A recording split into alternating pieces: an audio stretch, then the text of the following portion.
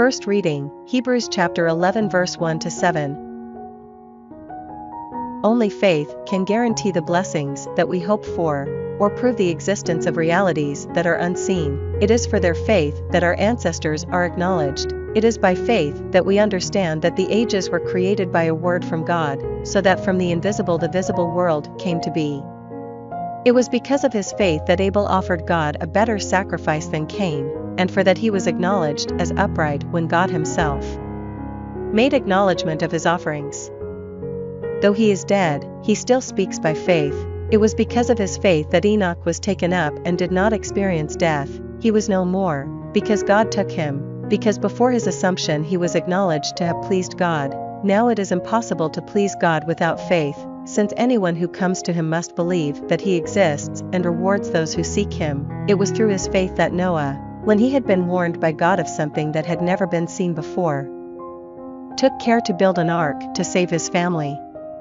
His faith was a judgment on the world, and he was able to claim the uprightness which comes from faith.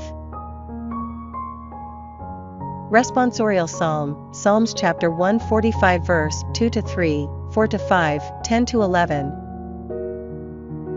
Day after day I shall bless you, I shall praise your name forever and ever. Great is Yahweh and worthy of all praise, his greatness beyond all reckoning. Each age will praise your deeds to the next, proclaiming your mighty works. Your renown is the splendor of your glory. I will ponder the story of your wonders.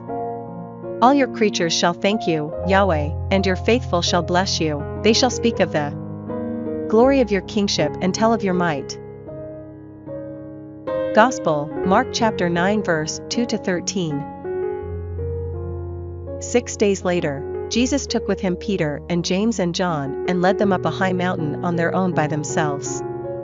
There in their presence he was transfigured, his clothes became brilliantly white, whiter than any earthly bleacher could make them. Elijah appeared to them with Moses, and they were talking to Jesus. Then Peter spoke to Jesus. Rabbi, he said, it is wonderful for us to be here, so let us make 3 shelters, one for you, one for Moses, and one for Elijah. He did not know what to say, they were so frightened. And a cloud came, covering them in shadow, and from the cloud there came a voice, this is my son, the beloved. Listen to him. Then suddenly, when they looked round, they saw no one with them any more, but only Jesus. As they were coming down from the mountain he warned them to tell no one what they had seen, until after the Son of Man had risen from the dead. They observed the warning faithfully.